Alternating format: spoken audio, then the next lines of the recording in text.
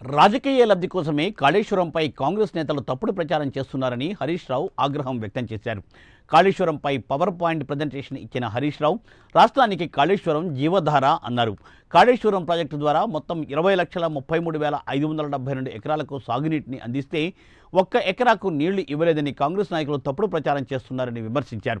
కాంగ్రెస్ సర్కార్కు రాష్ట్ర ప్రయోజనాల కంటే రాజకీయ ప్రయోజనాలే ముఖ్యమని అన్నారు. అందుకే కాళేశ్వరంపై దుష్ప్రచారం చేస్తూ మరమ్మతులు చేయకుండా తాత్సారం చేస్తున్నారని హరీష్ రావు ధ్వజమెత్తారు.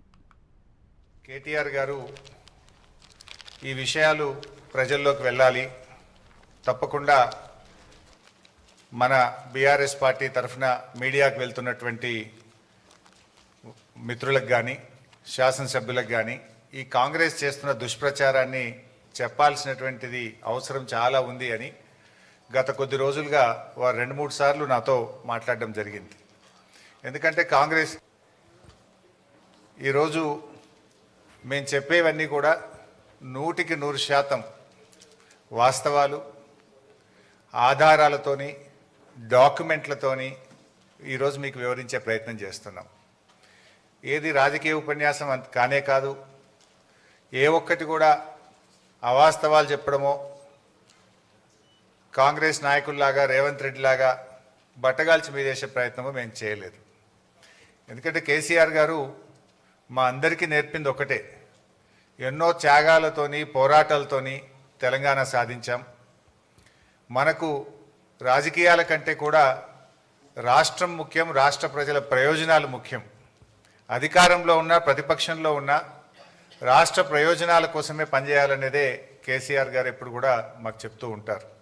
కాళేశ్వరం ప్రాజెక్ట్ మీద, కాళేశ్వరం అనేది definitely it is a life line to the state of Telangana. ఇది ఒక జీవధార. ఈరోజు ఈ కాళేశ్వరం మీద కేవలం రాజకీయాల కోసం కాంగ్రెస్ పార్టీ దుష్ప్రచారం చేయడం కోసం, బురద జల్లడం కోసం, రాజకీయ లబ్ధి పొందడం కోసం ఈ ప్రాజెక్టును మరమ్మతు చేయకుండా తాత్సారం చేసే ప్రయత్నం చేస్తుంది. అంటే రాష్ట్ర ప్రయోజనాల కంటే రాజకీయ ప్రయోజనాల మీదనే కాంగ్రెస్ పార్టీ ఎక్కువ దృష్టి పెడుతూ బురద జల్లే ప్రయత్నం చేస్తుంది. 240 టీఎంసీల నీటి వినియోగం, ఇది మొత్తం కాళేశ్వరం యొక్క సమాహారం. ఈ మొత్తంలో ఆ 3 బ్యారేజీల్లో ఒక బ్యారేజీలో 2 పిల్లర్లు మాత్రమే కుంగాయి. అంటే మీకు 15 రిజర్వాయర్లు ఇంటాక్ట్ ఉన్నాయి, 19 సబ్స్టేషన్లు ఇంటాక్ట్ ఉన్నాయి, 21 పంప్ హౌస్లు ఇంటాక్ట్ ఉన్నాయి, 203 కిలోమీటర్ల టనల్ ఇంటాక్ట్ ఉంది, 1531 కిలోమీటర్ల గ్రావిటీ కెనాల్ ఇంటాక్ట్ ఉంది, 98 కిలోమీటర్ల ప్రెషర్ మెయిన్ ఇంటాక్ట్ ఉంది, 141 టీఎంసీల రిజర్వాయర్లు ఇంటాక్ట్ ఉన్నాయి, ఈ లిఫ్ట్ సిస్టమ్ ఇంటాక్ట్ ఉన్నది. ఆ 3 బ్యారేజీల్లో ఒక బ్యారేజ్ మేడిగడ్డ, దాంట్లో 85 పియర్స్ ఉన్నాయి. రెండవ బ్యారేజ్ సుందిల్ల, అందులో 74 పియర్స్ ఉంటాయి. మూడవ బ్యారేజ్ అన్నారం, అందులో 64 పియర్స్ ఉన్నాయి. సో అన్నారంలో ఉన్న 64 పియర్స్ బ్యారేజ్ ఇంటాక్ట్, సుందిల్లలో ఉన్న 74 పియర్స్ బ్యారేజ్ ఇంటాక్ట్. మేడిగడ్డ బ్యారేజీలో 85 పియర్స్లో 2 పియర్స్ మాత్రమే కుంగినాయి. అంటే కాళేశ్వరంలో ఉండే ఇన్ని కాంపోనెంట్లలో ఒక బ్యారేజ్ మేడిగడ్డ, ఆ మేడిగడ్డలో 85 పియర్స్లో 2 పియర్స్ మాత్రమే కుంగినాయి. దానికి మొత్తం కాళేశ్వరమే కుప్పగూలింది అనేటువంటి ఒక దుష్ప్రచారాన్ని చేసేటువంటి ప్రయత్నం గత కొంతకాలంగా కాంగ్రెస్ ప్రభుత్వం చేస్తుంది. రేవంత్ రెడ్డి ఒకసారి మాట్లాడతాడు, కాళేశ్వరం మీద 1 ఎకరా బారలేదంటాడు. ఉత్తమ్ కుమార్ రెడ్డి రోజు నిద్రలేసి 50,000 ఎకరాలే బారిందంటాడు. ఇంకొక కాంగ్రెస్ నాయకుడు అంటాడు 1,00,000 ఎకరాలే బారిందంటాడు. ఇవాళ నోటికి మొక్కాలి, ఒక్కొక్క లీడర్ ఒక్క తీరుగా మాట్లాడతాడు.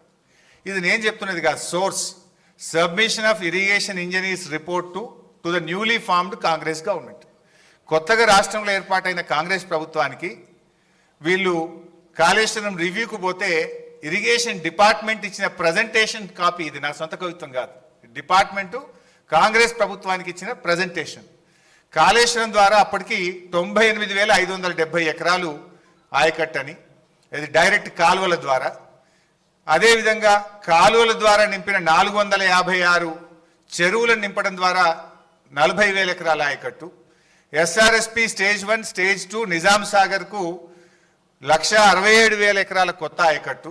మొత్తం 3,04,766 ఎకరాల కొత్త ఆయకట్టుకి ఇచ్చాం. అదేవిధంగా స్థిరీకరణ 17,08,230 ఎకరాలు స్థిరీకరణ జరిగింది. అదేవిధంగా కూడవెల్లి హల్దీ వాగుల ద్వారా ఇందాక కేటీఆర్ గారు చెప్పినట్టు ఆ 2 వాగుల మీద 66 చెక్ డ్యాములు నింపితే 20,576 ఎకరాలకు సాగునీరు అందింది.